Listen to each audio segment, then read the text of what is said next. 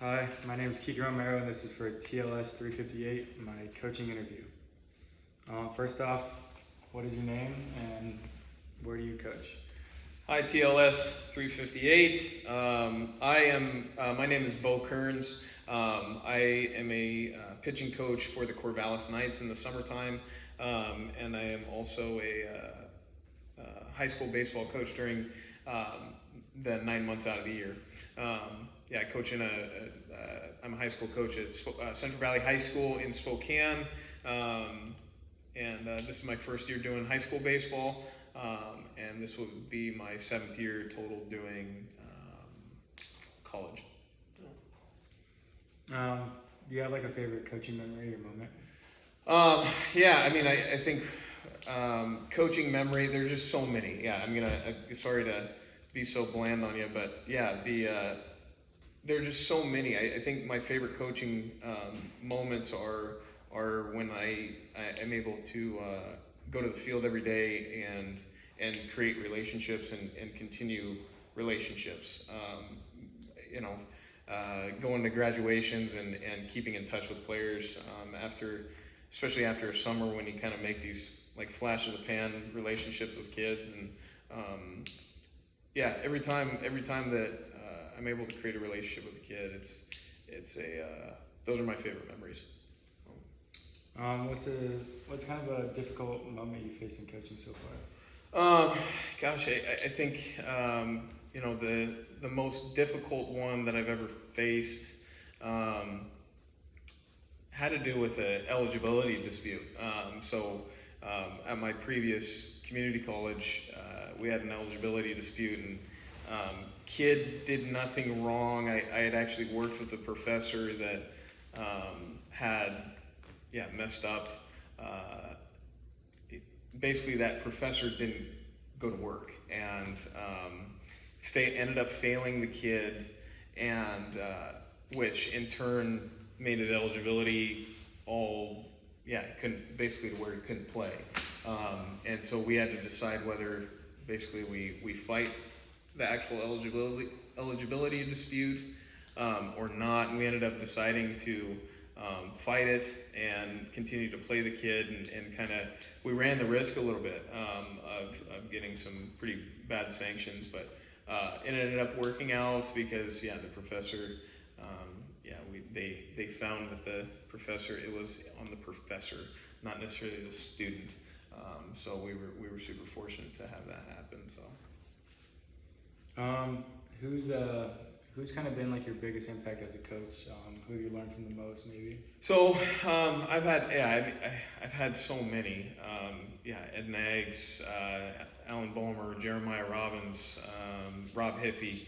Ed Nags has, it's kind of because he's here and I'm coaching with him currently. I've known Ed for over 10 years now and met him when I was just coming into college. And when you're in college, you don't really know a whole lot of people, and especially in the baseball world.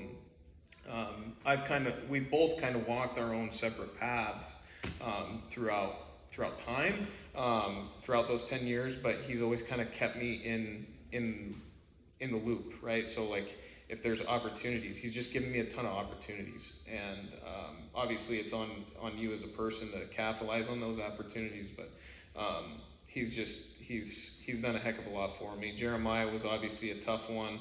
Rob Hippie, he kind of showed me the way to coach pitchers, and he was just so good at it. He was a master. He did it for years. He's a legend. And then Alan Bulmer, he's a winner, and I think that's those guys and those traits, they kind of helped carry me through my coaching career. And so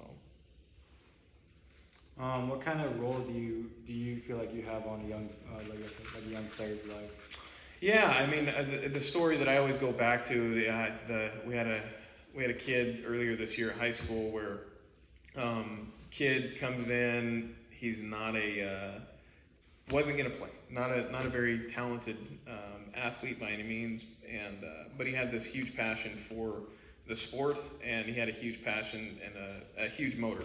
And for me as a coach, like, those things matter more than anything that any guy can do with a baseball bat or with their arm by throwing.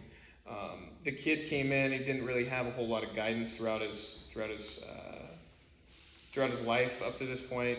It's not like he was a poor kid or anything like that, but he just didn't have a ton of guidance. And he had come to me later in the year and needed some help and some guidance, and we kind of got him guided through, and wasn't going to be a college baseball player, but we ended up finding him a spot to actually go play, and he's going to go move his life forward, and I'm excited to see where he will go, because that's quite a special story of just grit and resilience from that kid.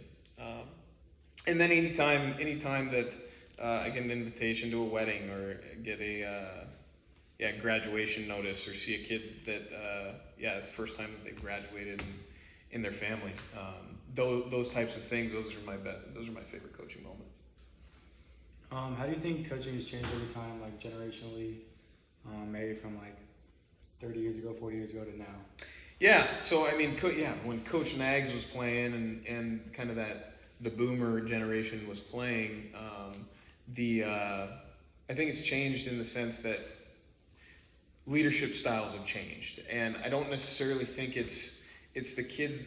A lot of the saying is that kids these days are the problem, and that's just such an easy cop out. I think that if your why is strong as a coach, you're going to be able to impact some humans. No matter if you know anything about the sport, you know everything about the sport. Your why is so important. So, yeah, I mean, when like Coach Nag started a lot of transactional leadership, and throughout that time, within even like the last 10 years, even when I graduated, it's changed.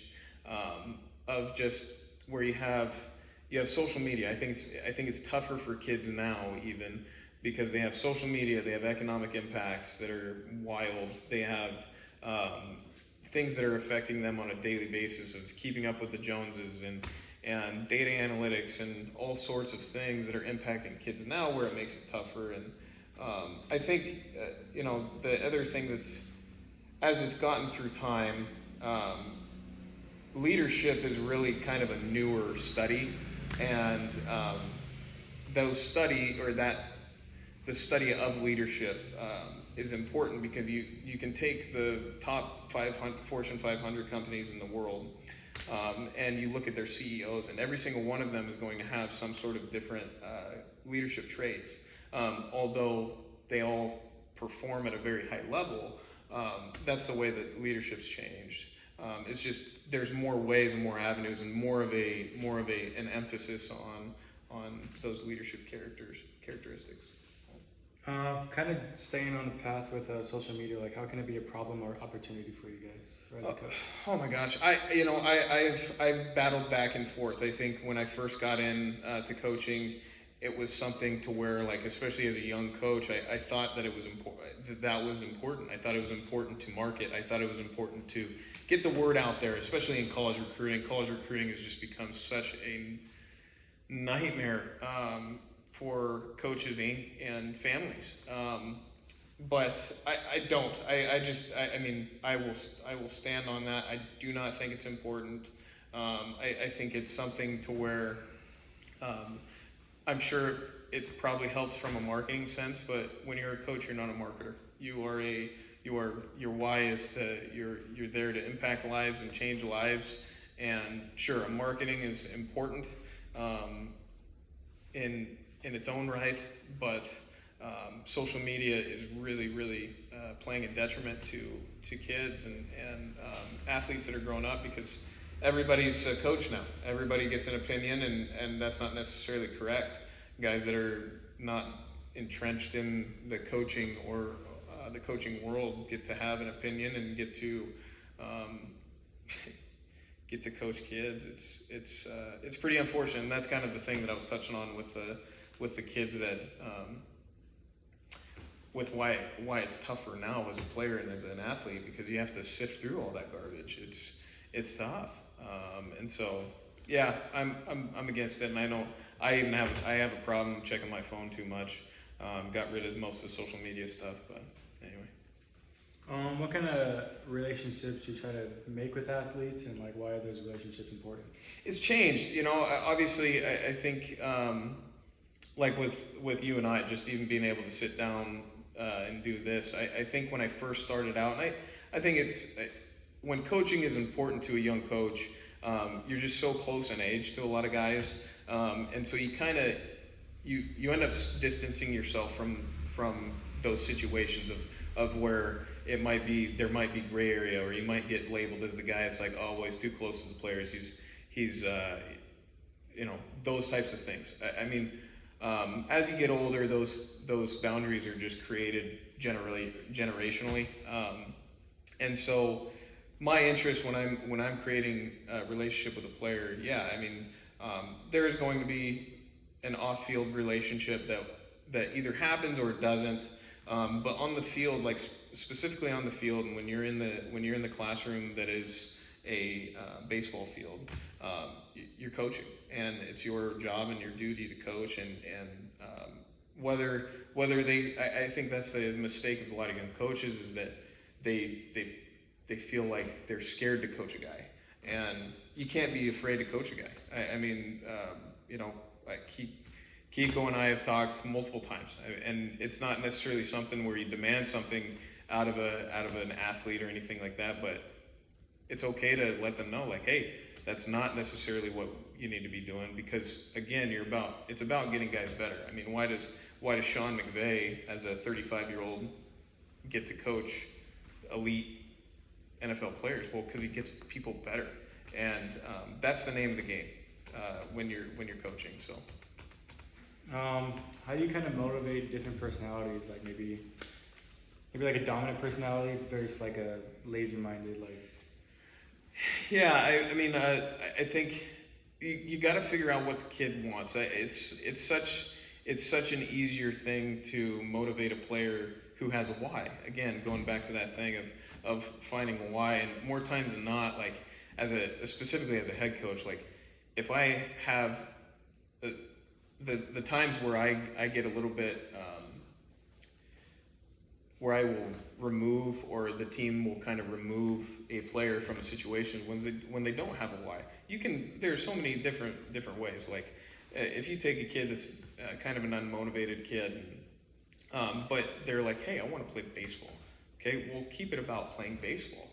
Okay, hey, you want to play baseball? These are the parameters, and these are the things, these are the expectations of how we're going to play it. And you don't have to. It doesn't have to be a laundry list of things. It can be a couple of different things. Of just, hey, we're gonna have great effort, and we're gonna freaking have great attitude every day when you show up to the yard.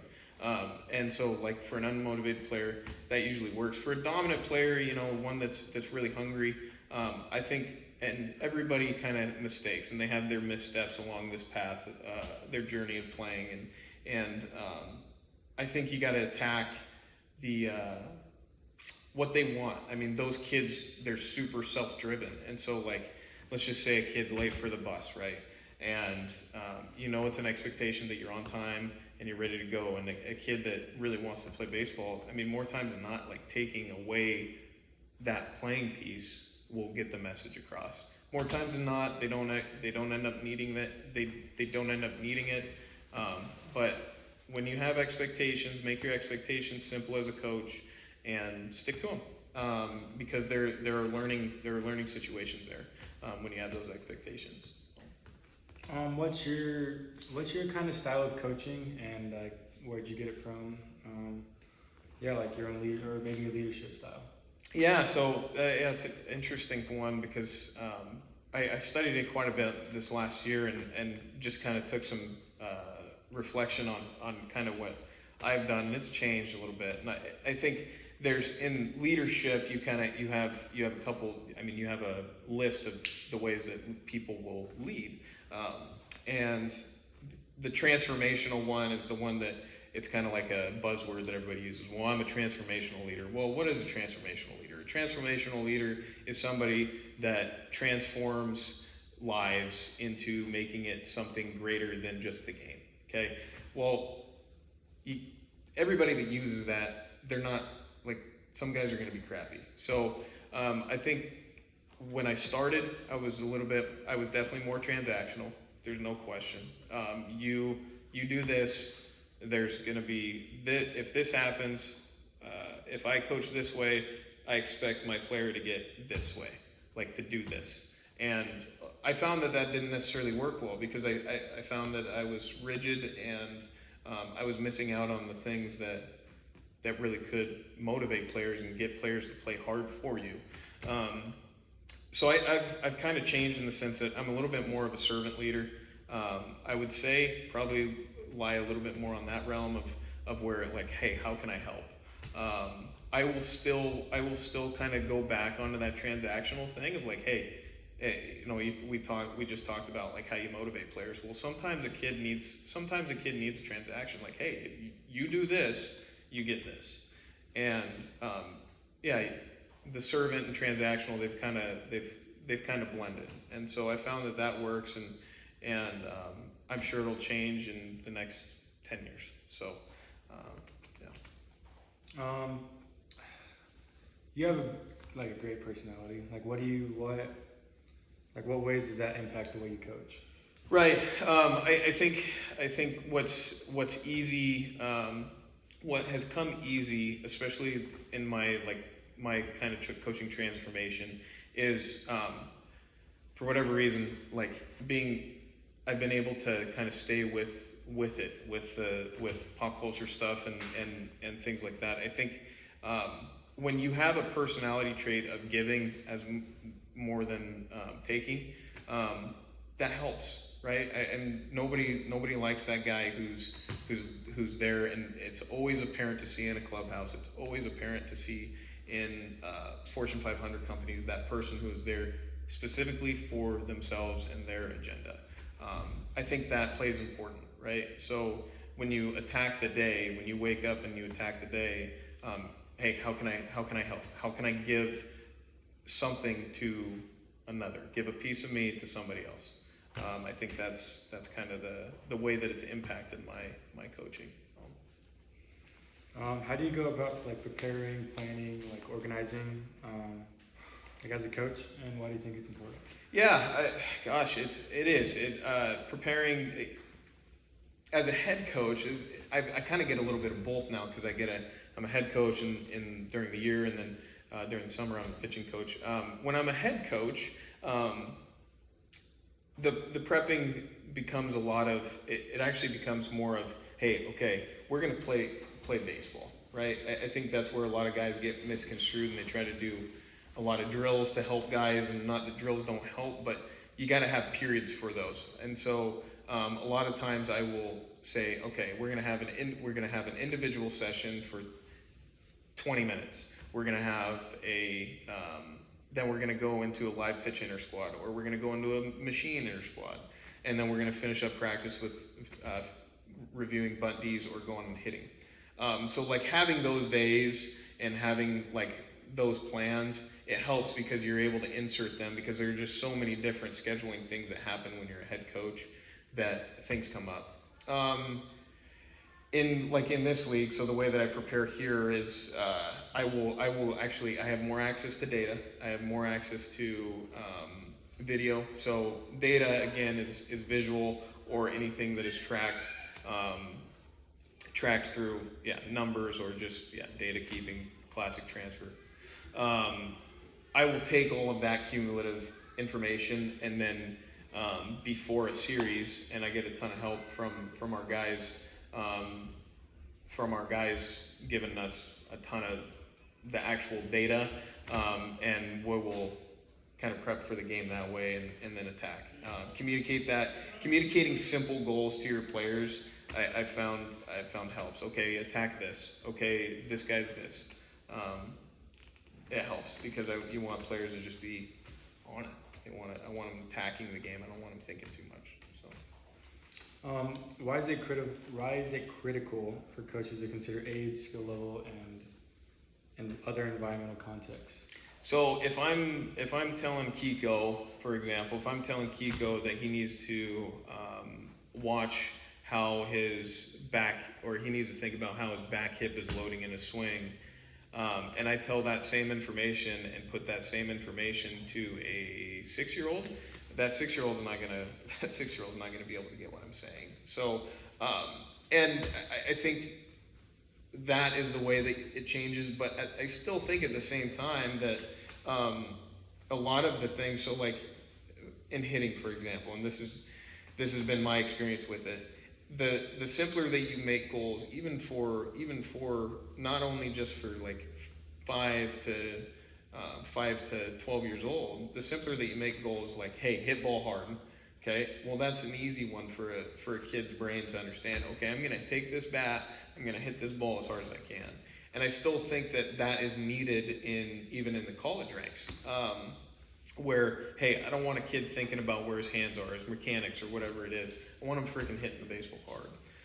And so it's, the last thing I think kids as they develop and they get into their college careers, their motivations change, right? So like in high school, I will actually find myself coaching more of how to compete.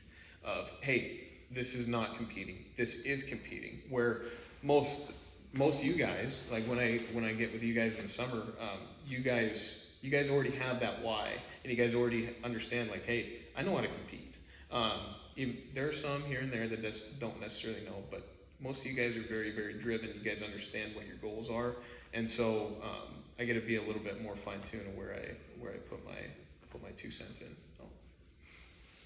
How do you create positive relationships with like parents, admin, and fellow coaches, or other stakeholders, like maybe like Dan or Bree? Right. So like any admin, yeah. I mean, just being genuine. I mean, you don't have to be an angry person. I think that's where a lot of people that go through college baseball and at least in my experience, where you got to be angry and rigid, and you don't necessarily have to do that. You can just be a genuine human being, and again, kind of take that mindset. Okay, what is my why, and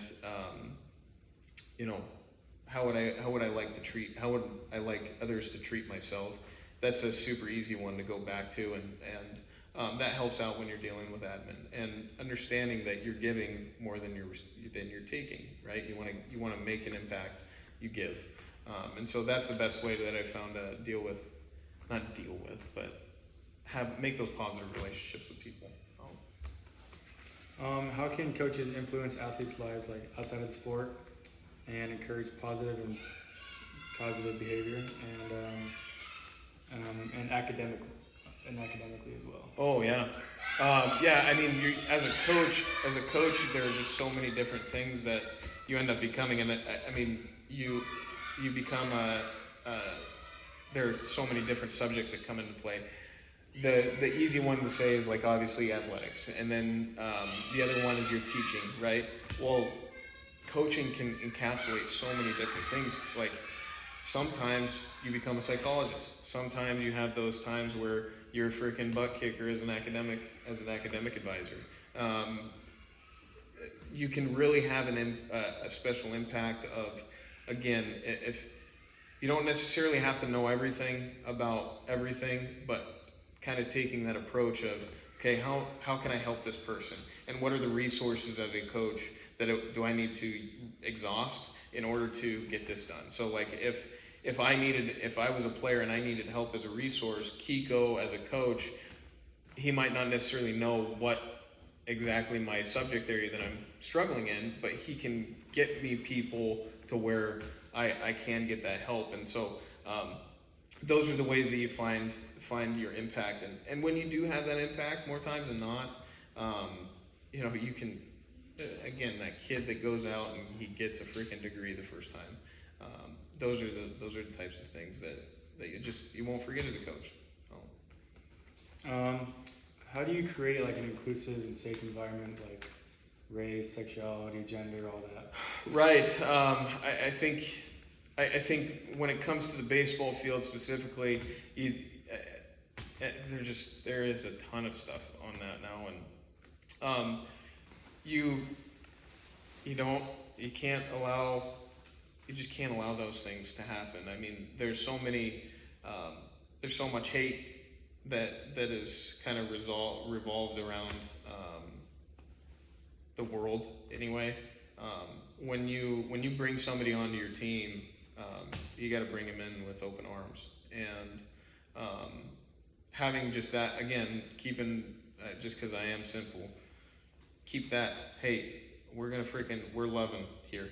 We are a love culture in this team, and we're gonna be there to support others and provide for others and give. And doesn't mean you necessarily have to like it. You don't have to like the way that a person lives their life, but I can tell you right now that you can love on them, and that's kind of the way that I've attacked it. Why should coaches especially be knowledgeable of Title IX? Yeah, I mean, especially, well, it's both. It's important to be having at least a basic knowledge of it, because you don't want to be stepping on toes and especially your admin. When you go out as a coach and you do something for your program that just totally it's not fair, it's not equal to all programs or the way that's handled, you can really get yourself in trouble. A lot of times coaches will lose their job, and then you lose the admin money. I mean, that's really what it comes down to. So many cases of Title IX now. Lawyers just kind of get their hold on it. Last question I got for you here. What are some effective and ineffective approaches to discipline? I think ineffective, the ones that I've found ineffective are screaming, even though like a screaming is different than being stern, right? Screaming is just a guy that is taking it personal. It's, again, that kind of giving and receiving thing is like, well, what am I putting out into the world right now as a coach? Am I putting out something that is going to get a guy better, or am I putting out something that is something because I'm angry, because it's my personal issues? Again, it's not how you're doing the discipline, it's the why you're doing it, or it's not the what you're doing for discipline, it's how you're doing it and why you're doing it. Those things tend to take more impact. Okay, physical conditioning, yes, it still does have a place now. It does. There is an indicator, but again, if it's just because you're angry as a coach, that's not necessarily the reason why it's doing it. So physical conditioning can still be one. Again, taking something away can be effective. I think the most ineffective one is you as a coach being entrenched in your own ego and your person, and so yeah. Well, thank you, Beau. Yeah, appreciate it. Absolutely. Thanks for having me on, Kiko. It's always a pleasure. Thank you. All right.